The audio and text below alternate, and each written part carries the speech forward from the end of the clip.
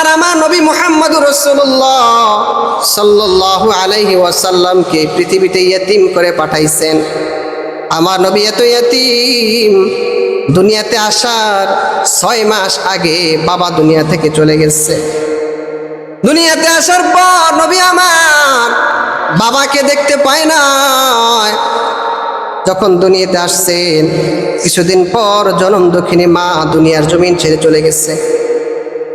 মা যখন চলে যাওয়ার পরে এবার নবী মুহাম্মদ সাল্লাল্লাহু আলাইহি ওয়াসাল্লামের দায়িত্ব পেয়েছেন, দায়িত্ব নিয়েছেন তার দাদা আব্দুল মুত্তালিব।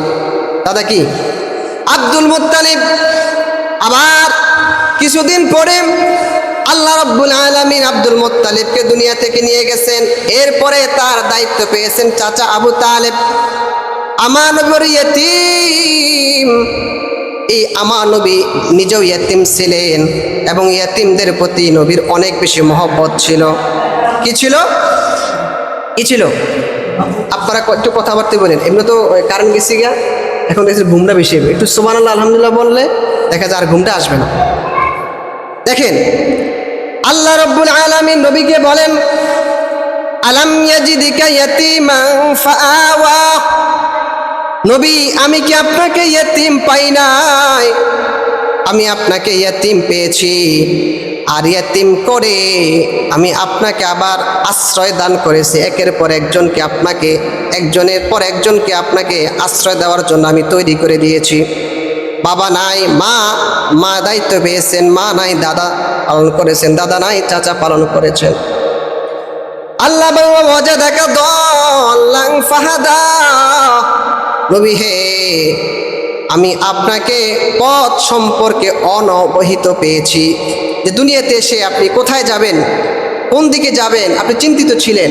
আমি আল্লাহ আপনাকে সঠিক পথের সন্ধান দিয়েছি। অতএব নবী আপনি কি করবেন?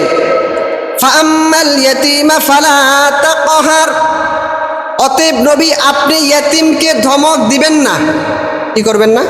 ইয়েতিমকে কি করবেন না? ধমক দিবেন না। কে বলে? আল্লাহ বলেন রসুলকে। এখানে শুধু রসুলকে বলা উদ্দেশ্য না, বরং এই রসুলের মাধ্যমে গোটা উম্মতকে, আল্লাহর বান্দাদেরকে এই কথা বুঝানো, বলা, খবরদার তোমরা ইয়েতিমকে ধমক দিবা না। কি করবা না? ইয়েতিমকে ধমক দিবা না। আল্লাহ বলেন খবরদার নবী আপনি ইয়েতিমকে ধমক দিবেন না। আপনার উম্মত যেন ইয়েতিমকে ধমক না দেয়, ইয়েতিমের সাথে খারাপ আচরণ না করে। যদি আপনি ইয়েতিমকে ভালোবাসেন, ইয়েতিমের সাথে সৎ আচরণ করেন, লালন পালন করেন, আপনার কি পুরস্কার? নবীজি বলেন, আনা ওয়া কাফিলুল ইয়াতীম কাহাতাইনি ফিল জান্নাহ। ও আমার উম্মত শুনে নাও, যারা ইয়েতিমের অভিভাবক হবে, ইয়েতিমকে লালন পালন করবে, কাল কিয়ামতের ময়দানে আমি এবং ইয়েতিমের লালন পালনকারী জান্নাতে এমন কাছাকাছি থাকবো। কেমন কাছাকাছি? এমন। এইভাবে নবীজি 2টা হাতের আঙ্গুল উঠেছেন যে এমন কাছাকাছি থাকবো। কে কে? আমি নবী আর ইয়েতিমের লালন পালনকারী। চিন্তা করতে পারেন তো, জান্নাতে না গেলে কি কাছাকাছি থাকা যাইব? আগে তো জান্নাত যেতে হইব। তার মানে কি, যে ইয়েতিমকে লালন পালন করবে তার জন্য জান্নাত ওয়াজিব, জান্নাতে যাবে। শুধু জান্নাতে যাবে না, বরং নবীর সাথে একসাথে জান্নাত থাকবে। সুবহানাল্লাহ। আমার ভাইয়েরা, নবীর সাথে জান্নাতে থাকাটা কত সৌভাগ্যের। সাহাবায়ে কেরাম এতে কত খুশি হইতেন। নবীজির কাছে, নবীজি একদিন একটা কাজে ব্যস্ত ছিলেন, অন্য একজন সাহাবাদের সাথে কথা বলতেছেন। হঠাৎ করে একজন গ্রাম্য সাহাবী গ্রাম থেকে আসছে, আইসা নবীজিকে প্রশ্ন করতেছেন, মাতা সাআ ইয়া রাসূলুল্লাহ, কিয়ামত কখন কায়েম হবে? কি বলছেন? কিয়ামত কখন কায়েম হবে? নিয়ম হলো কেউ যদি কোনো কাজে থাকে তাকে কোনো কিছু জিজ্ঞেস না করা, সে কাজ শেষ করে জিজ্ঞেস করা। উনি তো গ্রাম্য মানুষ, অনেক কিছু বোঝে না। অনেকে এমন আছে, অনেক মানুষ এমন আছে, অনেক কিছু বোঝে না, না বুঝে খালি আন্তাজে একটা কথা শুরু করে দেয়। গ্রাম্য মানুষ তো অনেকে আছে বুঝাইলে বোঝে, আবার অনেকে আছে বুঝতেও চায় না, মানে নিজে যেটা মনে করে এটাই ঠিক নেই, আছে না এমন এক দেড় মানুষের কি। এখন ওই ওই লোকটা যদিও উচিত ছিল, নবী যেটা কাজে ছিল, কিন্তু সে আয়েশা নবী জিজ্ঞেস করে, ইয়া রাসূলুল্লাহ মাতা সা, কিয়ামত কখন কায়েম হবে। এখানে যদিও লোকটার উদ্দেশ্য ভালো ছিল, সে চাইছে, উদ্দেশ্য হলো তার কি দেখেন, নবীজি কাজে ছিলেন, কাজ থেকে যখন অবসর হইলেন বললেন, এই আমার কোন সাহাবী বলছিল যে কিয়ামত কখন কায়েম হবে, হ্যাঁ কিয়ামত কখন কায়েম হবে। তখন ওই গ্রাম্য সাহাবী বলতেছে, ইয়া রাসূলুল্লাহ আমি বলেছি যে কিয়ামত কখন, আমি জিজ্ঞেস করছিলাম। নবীজি কিছু বললেন না, উত্তর দিলেন না। নবীজি পাল্টা একটা প্রশ্ন করলেন। কি প্রশ্ন করলেন? মা আতাতালাহা, ও সাহাবা তুমি যে বলো কিয়ামত কখন কায়েম হবে, বলো তুমি কিয়ামতের জন্য কি পুঁজি রাখছো, কি সঞ্চয় করছো যে এত কিয়ামত কিয়ামত করো, কি সঞ্চয় করছো। সাহাবী বলতে, ইয়া রাসূলুল্লাহ আমি আল্লাহ এবং আল্লাহর রসুলকে ভালোবাসি, আমার আর কোনো পুঁজি নেই। আল্লাহকে আল্লাহ রসুলকে ভালোবাসি, মহব্বত করি, আরও নেক আমল তো করি, সাথে সাথে 5 ওয়াক্ত নামাজ পড়ে আল্লাহর বিধান মোতাবেক পালন করার চেষ্টা করি, আর আল্লাহ এবং আল্লাহ রসুলকে মহব্বত করি। নবীজি বললেন, আল মারউ মাআ মান আহাব্বা, যার সাথে যার মহব্বত তার সাথে তার কিয়ামত। অর্থাৎ যে যাকে ভালোবাসবে কাল কিয়ামতের ময়দানে সে তার সাথে আল্লাহর জান্নাতের মেহমান হয়ে যাবে। সুবহানাল্লাহ। যে যাকে ভালোবাসবে কাল কিয়ামতের মধ্যে সে তার সাথে আল্লাহর জান্নাত থাকবে। তো যেহেতু তুমি আমি নবীকে ভালোবাসো, অতএব তুমি আমার সাথে জান্নাতে থাকবা। সাহাবারা এই কথা তো শুনছেন যে ওই সাহাবীকে এই কথা বলছে যে যাকে ভালোবাসে সে তার সাথে থাকবে। সাহাবী আনাস বলেন, নবীর মুখ থেকে এই কথা শোনার পরে আমরা এত বেশি খুশি হয়েছি, ইসলাম গ্রহণ করার পরে এত বেশি খুশি আর কখনো হই নাই। কারণ আমরা নবীকে মহব্বত করি, অতএব কাল কিয়ামতের ময়দানে আমরা নবীর সাথে আল্লাহর জান্নাতে থাকতে পারবো। সুবহানাল্লাহ। কি এত বেশি খুশি হয়েছি যে আমরা নবীকে মহব্বত করি, ভালোবাসি, অতএব নবীর সাথে আমরা জান্নাতে থাকবো। সাহাবারা বলেন, আমরা এই কথা শোনার পরে এত বেশি খুশি হয়েছি, জীবনে আর কোনোদিন এত বেশি খুশি হইনি। তাহলে বলেন তো, আপনি আমি সবাই আল্লাহ রসুলের সাথে জান্নাতে থাকতে চাই কি চাই না? চান? নবীজির সাথে জান্নাতে থাকতে চান? তাহলে আমল কি বলেন? নবীজির সাথে যদি জান্নাত থাকতে চান তাহলে ইয়েতিমের খেদমত করতে হবে, ইয়েতিমের লালন পালন করতে হবে, তাহলে নবীজির সাথে আল্লাহর জান্নাতে থাকা যাবে। এখন প্রশ্ন, হুজুর আমরা তো হয়তো এত সামর্থ্য নাই যে একজন ইয়েতিমের পরিপূর্ণ দায়িত্ব নিব, একজন ইয়েতিমকে পরিপূর্ণভাবে দেখাশোনা করব। একজন ইয়েতিমকে পরিপূর্ণ দেখাশোনা করার দরকার নাই, যদি আপনি কিছুটাও করেন তাহলেও আল্লাহ পাক আপনাকে নবীর সাথে জান্নাত দান করবেন। সুবহানাল্লাহ। কিছুটা, যে মনে করেন একটা ইয়েতিম বাচ্চা, তাকে 1 স্যুট পোশাক কিনে দিলেন, কি করলেন? 1 স্যুট পোশাক। ঈদের সময় সকল সন্তানকে তার বাবা টাকা দেয় না? একটা ইয়েতিম সন্তান, তার দুনিয়াতে বাবা নাই, বাবা যদি থাকতো বাবা তাকে 50 টাকা দিত, 100 টাকা দিত, সে অন্য অন্য ছেলেদের মতো মাঠে যাইতো, কিছু কিনতো। তার তো বাবা নাই, বাবার কাছে চাইতে পারে না। আপনি যদি ঈদের সময় ওই ইয়াতিম বাচ্চাটার হাতে 100 টাকা তুলে দেন, ওই ইয়াতিম বাচ্চাটা এত পরিমাণ খুশি হবে, এই ইয়াতিম বাচ্চাটা খুশি হওয়ার কারণে আরশ থেকে আল্লাহ রব্বুল আলামিন আপনার প্রতি সন্তুষ্ট হয়ে যাবে। সুবহানাল্লাহ। কি হবে? তাহলে ইয়েতিমকে পরিপূর্ণ যদি নাও পারেন, কিছুটা হইলেও সামর্থ্য সহযোগিতা করা, তাহলেও নবীর সাথে আল্লাহর জান্নাত থাকতে পারবেন। তার প্রমাণ একটি হাদিসে নবীজি বলেন, মান বানা লিল্লাহি মাসজিদান বানাল্লাহু লাহু বাইতান ফিল জান্নাহ, যে দুনিয়াতে আল্লাহর ঘর মসজিদ নির্মাণ করবে, আল্লাহ পাক তাকে জান্নাতে একটি প্রাসাদের মালিক বানিয়ে দিবেন। সুবহানাল্লাহ। কি করবেন? কি করবেন? জান্নাতে একটা প্রাসাদ, মানে একটা ঘর দিবেন আপনাকে। দুনিয়াতে কি করলে একটা মসজিদ নির্মাণ করতে পারলো। এখন এই হাদিস শুনে যদি সবাই মসজিদ বানায়, সবাই চিন্তা করে যে দুনিয়াতে আমি ঘরবাড়ি বানাবো না, একটা মসজিদ বানাই, তাহলে জান্নাতে একটা ঘর পাবো। তো সবাই যদি ঘরে হারে মসজিদ বানায়, তাহলে মসজিদ ইমামতি করবো কে আর মসজিদে থাকবো কে? সবার তো একটা মসজিদ। মুফাসসির কেরাম বলেন এই মসজিদ বানানোর দ্বারা পুরা মসজিদ উদ্দেশ্য না, বরং এই মসজিদে যদি কিছু টাকাও দান করেন, আল্লাহ পাক আপনাকে এর বিনিময়ে জান্নাতে একটা ঘরের মালিক বানায় দিবেন। সুবহানাল্লাহ। কি কিছু অংশ, পুরা মসজিদ না।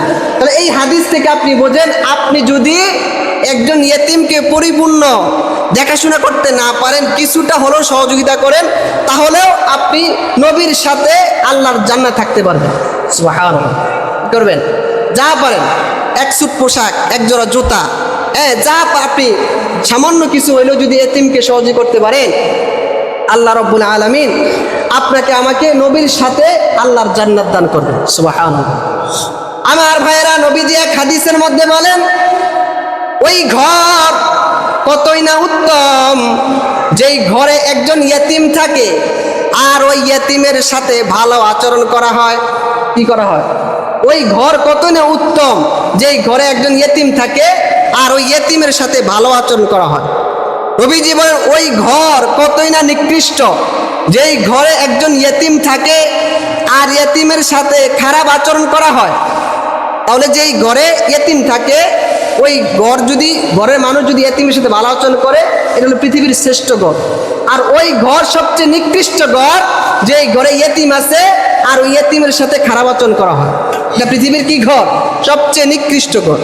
বুজুর্গিনে দিন বলেন, যদি যেই ঘরে ইয়েতিম থাকে ওই ইয়েতিমের সাথে যদি ভালো আচরণ করে, ওই ঘরে আল্লাহর রহমত আসে। আর যদি ইয়েতিম থাকে, ইয়েতিমের সাথে খারাপ আচরণ করে, ওই ঘরে বেবরকতি আসে, ওই ঘরে আল্লাহ লানত আসে। কি হয়? আল্লাহ লানত আসে। আমার ভাইরা, এজন্য ইয়েতিমের সাথে ভালো আচরণ করবে।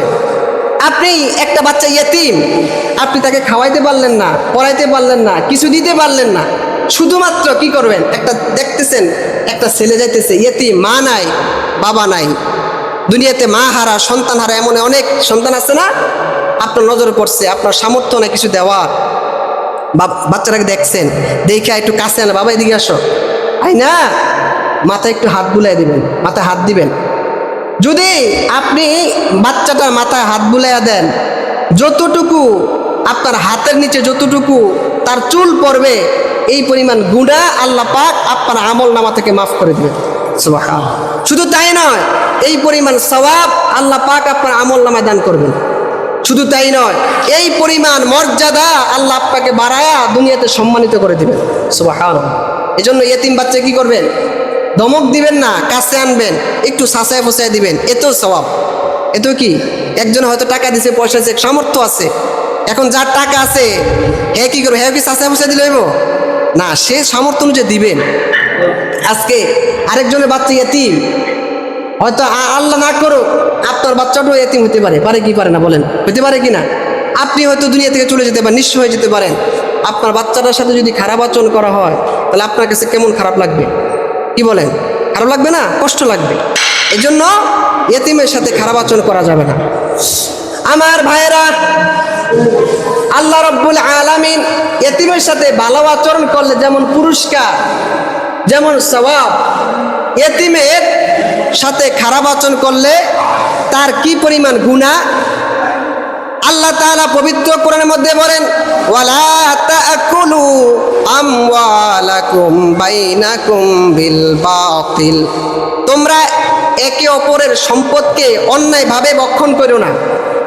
একজনের সম্পদ আরেকজন কি করবে না? অন্যায়ভাবে ভক্ষণ করিও না। এটা আল্লাহর নির্দেশ। নবীজি বলেন, কেউ যদি কারো জুলুম করে, এক বিঘত সম্পদ ভোগ করে, কয় বিঘত? এক বিঘত অন্যায় করে যদি কারো এক বিঘত সম্পদ ভোগ করে, কাল কিয়ামতের ময়দানে 7 তবক জমিন তার গলায় পেঁচিয়ে দেওয়া হবে। কি করা হবে বলেন তো? বলেন তো, এই কথাটা বলেন। কেউ যদি কারো এক বিঘত জমি অন্যায়ভাবে কি করে?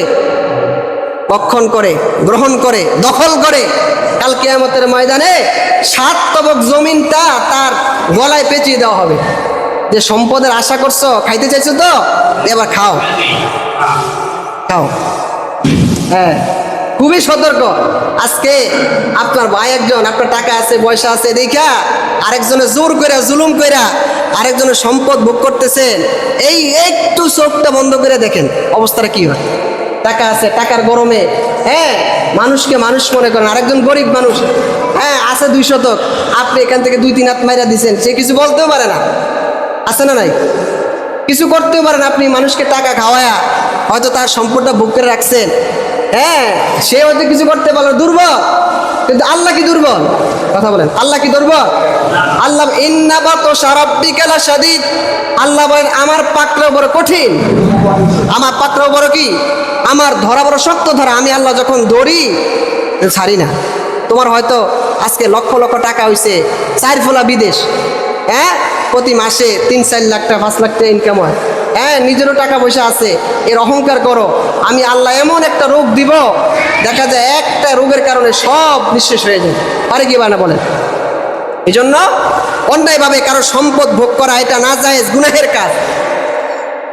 কিন্তু অন্যায়ভাবে মানুষের সম্পদ ভোগ করা গুনাহের কাজ, কিন্তু যদি ইয়েতিম হয়, আপনার এক ভাই মারা গেছে, এই তার একটা ছেলে আছে না, এই ছেলের সম্পদ যদি আপনি অন্যায়ভাবে গ্রহণ করেন, তার কি হবে? আপনি সম্পদ ভোগ করতেছেন না। আল্লাহ বলেন ইন্নাল্লাযীনা ইয়াকুলুনা আমওয়ালাল ইয়াতামা যুলমা ইন্নামা ইয়াকুলুনা ফি বুতুনিহিম নার, যারা দুনিয়াতে অন্যায়ভাবে ইয়েতিমের সম্পদ ভক্ষণ করবে, তারা ইয়েতিমের সম্পদ খায় না, বরং তারা পেটের মধ্যে জাহান্নামের আগুন ভর্তি করতেছে। নাউযুবিল্লাহ। কি করতেছেন? যারা, আল্লাহ বলেন যারা অন্যায়ভাবে ইয়েতিমের সম্পদ খায়, পেটে ঢুকায়, তারা আগুন খাইতেছে। কি খাইতেছে? দুনিয়াতে আগুন খাইতেছে। আল্লাহ বলেন ওয়াসায়াসলাউনা সাঈরা, অচিরেই তারা আল্লাহর জাহান্নামে নিক্ষিপ্ত হবে। দুনিয়াতে আগুন খায় এবং পরকালে জাহান্নামের আগুনে তাদেরকে নিক্ষেপ করা হবে। এজন্য আপনার ভাইয়ের সন্তান মারা গেছে, তাকে একটু বুঝ দিয়া, যেখানে একটা দাম মনে করেন, হ্যাঁ এই কোষগড় বাজারের মধ্যে তার 2 শতক জায়গা আছে, 4 শতক জায়গা, আপনার 2 শতক, ভাইয়ের 2 শতক, ভাই মারা গেছে, আপনি আবার অনেকে দেখা যায় ওই বেজার হওয়ার যদি খুশি হয় বেশি, ভাই মারা গেছে, ভাইয়ের সন্তান আছে, কোনো রকম বুঝ দিয়া এখানে 2 শতক জায়গা এখানে না দিয়ে, বাজারের মধ্যে না দিয়া, ওই বিলের মাঝখানে 2 শতক দিয়ে বুঝ দিয়া আপনি ভক্ষণ করলেন, আপনি জুলুম করলেন, আপনি সম্পদ খান নাই, আপনি পেটের ভিতরে আগুন ঢুকাইছেন। কি করছেন? আগুন ঢুকাইছেন। ইয়েতিমের সম্পদ ভোগ করা, ইয়েতিমের সাথে খারাপ আচরণ করা, এটা মুমিনের স্বভাব না, এটা হলো আবু জাহেলের স্বভাব। কার স্বভাব? আবু জাহেলের স্বভাব। আল্লাহ পাক পবিত্র কোরআনের মধ্যে বলেন আরাআইতাল্লাযী ইউকাযযিবু বিদ্দীন, নবী আপনি কি ওই ব্যক্তিকে দেখেছেন যে পরকালকে অস্বীকার করে? কি করে? পরকালকে অস্বীকার করে। হুজুরেরা বলে এটা করলে এই গুনাহ, এটা করলে সওয়াব, কে বলে দূরে খাল্লি বাল্লি, হুজুরে কর হয়ে গেছে, আমি আমার মতো করি। আল্লাহ বলেন আপনি কি ওই ব্যক্তিকে দেখেছেন যে পরকালকে অস্বীকার করে, মানে দুনিয়ায় সব কিছু মনে করে, পরকালকে কিছুই মনে করে, পরকাল হিসাব নিকাশ সে করে না। সে কে? ফাযালিকাল্লাযী ইয়াদউল ইয়াতীম, সে হলো ওই ব্যক্তি যে এতিমকে ধাক্কা দেয়, এতিমের সাথে খারাপ আচরণ করে, হ্যাঁ তাকে যদি ধাক্কা দেয়, খারাপ আচরণ করে, যদি তার বাবা থাকতো হয়তো বাবা প্রতিবাদ করতো, যেহেতু বাবা নাই, প্রতিবাদ করার মতো কেউ নাই, তার সাথে খারাপ আচরণ করলেন, তাকে ধাক্কা দিলেন, তাহলে আল্লাহ বলেন সে ওই ব্যক্তি যে পরকালকে ভয় করে না, পরকালে আমার শাস্তির কথা তার মাথায় নাই, সে জানে না দুনিয়ার কেউ যদি তার প্রতিবাদ না করে, ওই এতিমের পক্ষে পরকালে আমি আল্লাহ তার বিপক্ষে দাঁড়িয়ে যাব। এতিমের সাথে খারাপ আচরণ করবেন না। এতিমের সাথে খারাপ আচরণ করা এটা আবু জাহেলের স্বভাব। আবু জাহেলের স্বভাব কেমন ছিল? তাফসীরের মধ্যে আসছে আবু জাহেল তো নেতা ছিল। কি ছিল? নেতা। আবু জাহেল যারা সম্পদশালী ছিল, তাদের কাছে মৃত্যুর সময় যখন মৃত্যু ঘনিয়ে আসতো, মুমূর্ষু অবস্থায় যাইতো, যা বলতো ভাই তোমার তো সম্পদ আছে, 2টা ছেলেও আছে, তো তুমি যদি মারা যাও তোমার সম্পদ হয়তো ছেলেরা পাইব না, মানুষে লয়ে যাব, তো করো কি করো, তুমি সবার সামনে বলে যাও যে আমার এই সম্পদ আর আমার সন্তানের দায়িত্ব আবু জাহেলের কাছে দিলাম, নেতার কাছে দিলাম। কি করছি? নেতার কাছে, মানে ওই শিয়ালের কাছে মুরগি জমা দেওয়ার মতো আর কি। কি শিয়ালের কাছে মুরগি জমা দেওয়া। তো সে বলতো যে আমি নেতা মানুষ, আমার কাছে তোমার সম্পদ দিয়া যাও, ছেলে দিয়া যাও, তো আর কেউ তোমার সম্পদ দিতে পারবো না। তো চিন্তা করলো সমাজে উনি তো মুরল, ওনার কাছে দিয়ে দিলে তো আর অন্য ছোট ছোট চোরেরা, এ তো বড় চোর, কি এ তো বড় ডাকাত, এর সাথে ছোট ছোট ডাকাত আর আসবে না। তো সবাই তো সরল মনা মানুষ, সবাই ঠিক আছে, হ্যাঁ মাতাব্বর সাহেব আবু জাহেলের কইতো আর কি, যে আপনার কাছে ছেলেও দিয়ে দিলাম, সম্পদ দিয়ে গেলাম, আমার ছেলে বড় হইলে ছেলেগুলো কি সম্পদ বুঝিয়ে দিই। বাবা তো মারা গেছে, এবার ছেলে যখন আস্তে আস্তে বড় হয়েছে, ছেলে যখন তার কাছে সম্পদ চাইতো, এবার তার সাথে খারাপ আচরণ করতো, তাকে মারতো, তার ধাক্কা দিয়ে ঘর থেকে বের করে দিত। কি করতো? কে করতো বলেন তো এই কাজটা?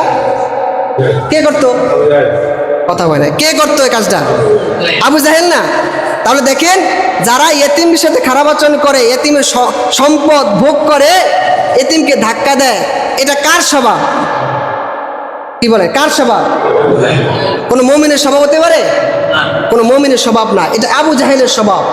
এই জন্য এতিমের সম্পদ অন্যায় ভোগ করবেন না, এতিমের সাথে খারাপ আচরণ করবেন না, তাহলে কিন্তু আপনার আমার পরকাল বড় খারাপ হবে। এই আবু জাহেলের মতো পরিণতি আপনার হবে। ঠিক কিনা বলেন আমার ভাইরা? আজকে আলোচনার সারসংক্ষেপ এটাই যে আমাদের কাছে আশেপাশে যদি কারো এতিম ছেলে থাকে, ছেলে সন্তান থাকে, এতিমের সাথে ভালো আচরণ করবেন। আপনার ছেলে, আপনার টাকা আছে, পয়সা আছে, আপনার ছেলেকে প্রতি বছর আপনি 4-5 স্যুট দেন। এমন অনেক আছে যারা প্রত্যেক মাসে ছেলে মেয়েকে পোশাক কিনে দেয়, তার বাবা নাই, মা নাই, তাকে অন্তত বছরে হইলে 1-2টা কাপড় কি করে দিয়ে আল্লাহ পাক আপনার সম্পদের মধ্যে বরকত দান করবেন। যদি এতিমকে সাথে কিছু দিতে পারেন বা না পারেন, অন্তত খারাপ আচরণ করেন না। কি করেন না? দেখেন যাদের মা আছে, বাবা আছে, সন্তানকে দেখে শুই না হয়তো ডাক দোয়াই দিয়া একটু ভালো রাখতে পারে। যাদের মা বাবা নাই, ওই সন্তান একটু বেশি দুষ্ট হয়। কি হয়? একটু দুষ্ট হয়।